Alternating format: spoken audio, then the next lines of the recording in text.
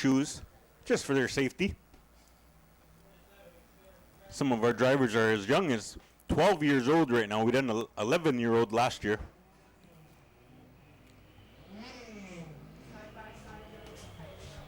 So we're getting our next group out here on the speedway, and I'll give you a rundown of their starting order.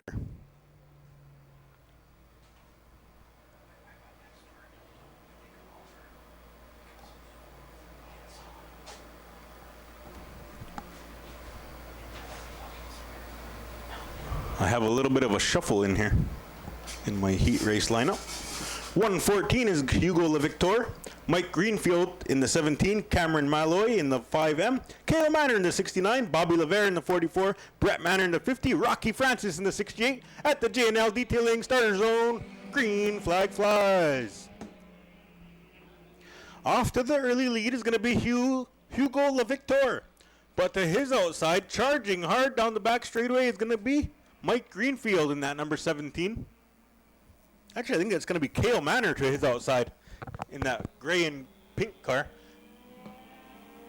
The 69 is Cale Manor, and he will pull into the top spot. Next car in line looks like number 44 of Bobby Levere. Levere will hold on to the second position, and LeVictor will be relegated to third. Track a little bit slick as you see the cars pushing up the speedway until they get into that light brown dirt where all the traction is. Front wheel drive cars, they have to let off the gas to get the car to turn, which is opposite from our rear wheel drive cars like the Sportsman's, Modifieds, and the Pro Stocks. So in order to get their car to pitch sideways, they have to let off the gas, and the back end of the car comes around a little bit, helps them turn. And they got to get right back on it to keep up that momentum as the little four-cylinder engines are maxed right out all the way around the speedway. Speaking of maxed out, Cale Manor in that 69 leading the charge here on lap number 4. He's coming around to get the twin popsicle sticks, signaling 2 more laps to go in this 6-lap heat race.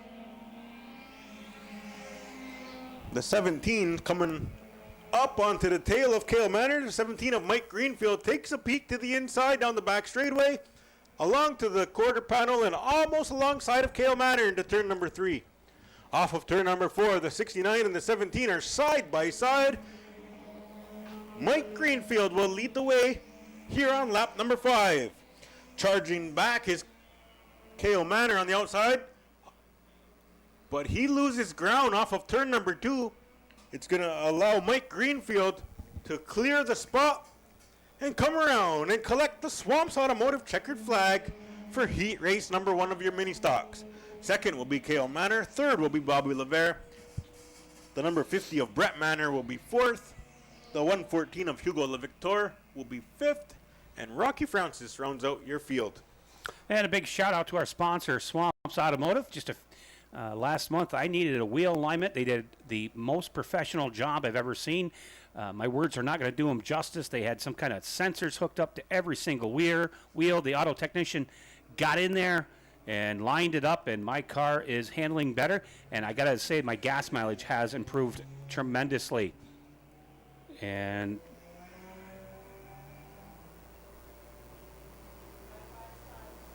Ministock's back out.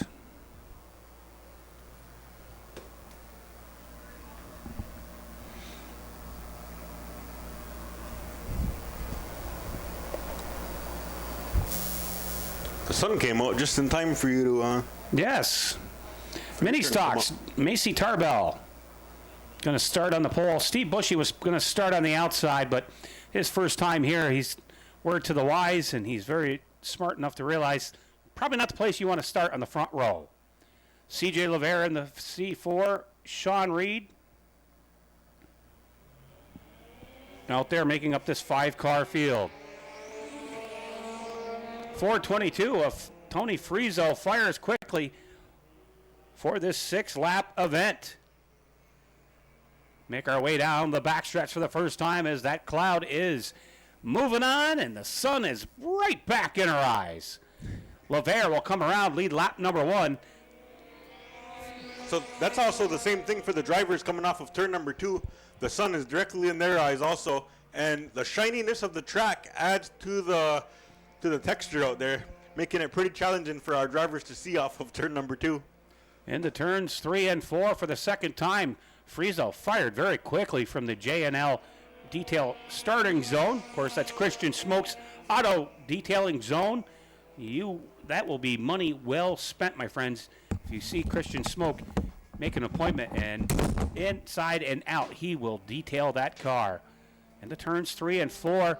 Leader coming for Macy Tarbell and Steve Bushy III. In the turns 1 and 2, halfway home of this 6-lap event.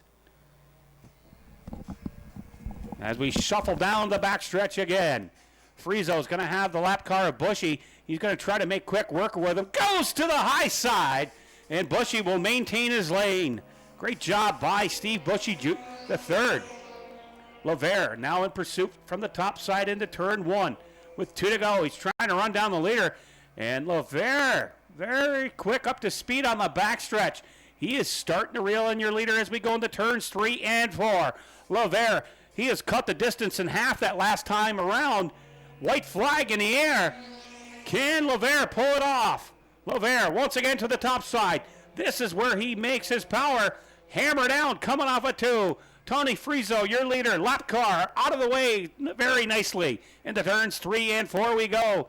Lavere trying to run down Frieso. One last attempt. Not going to happen. The Swamps Automotive checkered flag in the air for Tony Frieso.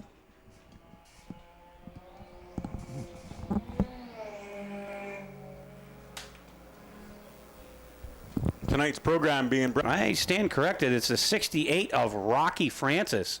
Of course, Rocky Francis, no stranger to this speedway. Numerous times competitor in the enduro class.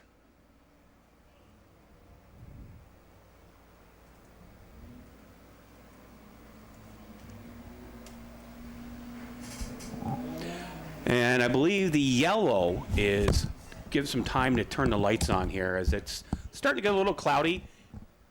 I'm not going to mention the word, but there's no threat of it until well past. Yeah, we're good to go, man. You'll be counting sheep by the time, if we do get any. And I believe there's a big race tomorrow night at Cornwall, if my memory serves me correctly. Yeah, 100 lapper for the Sportsman. Thank you, Darryl. I knew there was something for there. That's 100 laps at a quarter mile doesn't sound like a lot, but you're up on the wheel. And, of course, you've driven over there. That's a tough racetrack. You don't really get any breathing room, as they say. The great surface track prepped meticulously, as is ours. So it's always great racing. 2 lanes of racing way up top, way on the bottom around the Cornwall Speedway. That's enough to, it's a quarter mile little bull ring. It is. It's got good racing. The stands are really nice. Canadian poutines. I know about is poutines. Some of the fondest memories I had from racing was right at Cornwall. And as I've gotten older, it's kind of tough to be out on Sunday nights. And they start earlier. They start at 6 o'clock now, so it's a little bit easier to get home. That was my issue, too, because I had to go to work on Monday mornings. Right, and you live much closer than I do. So Rocky Francis going to lead the way for 12 laps.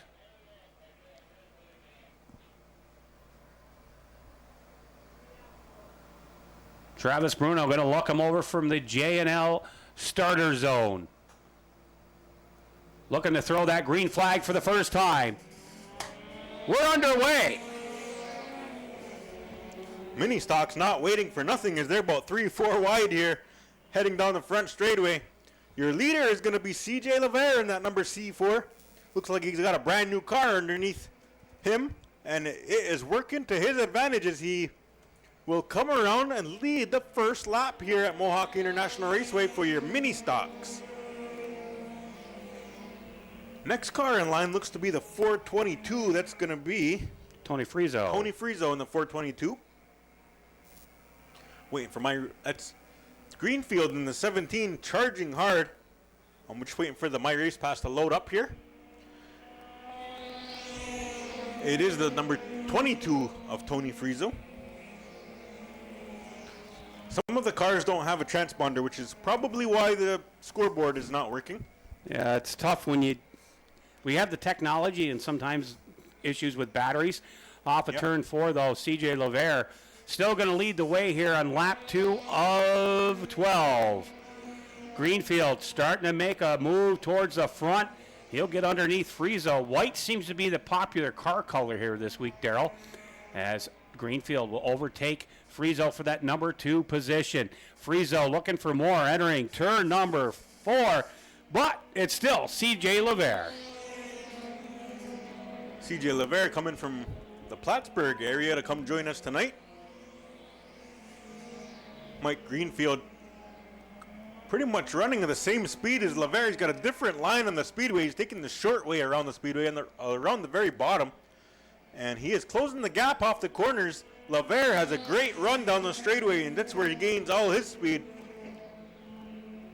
We have about 7 more laps to go here to see if Greenfield can close the gap. He's down to about half a car length right now on Levere. He dives in. They're side by side in turns number 3 and 4. We got a battle for the lead here at the halfway point. New leader. Greenfield is your leader. Levere relegated to second. Mike Greenfield in that white and black number 17 will lead the charge down the back straightaway. CJ Levere switches lanes. He's going to try the bottom now and see if he can close the gap on Mike Greenfield. Mike used that to his advantage. We'll see if CJ can close it on his. Looks like Mike Greenfield driving a little Chevy Cobalt. Greenfield in a Acura. Couple little 4-cylinder ripping around the speedway here. That's your top 2 cars. Tony Frezzo running 3rd. Cale Manor jumping into the mix in 4th. The 44 is Bobby Levere. That's your top 5. So we're on lap number 8 of 12. And we're coming up to lap traffic here. Lap traffic is the number 3 of Stephen Bushy, the 3rd. So we'll see if that comes into play. We got a couple more times around the speedway. As they come down the back straightaway, it's all Mike Greenfield right now. CJ Levere 2nd, 3rd Tony Frezzo, 4th is Cale Manor, 5th is going to be Bobby Levere.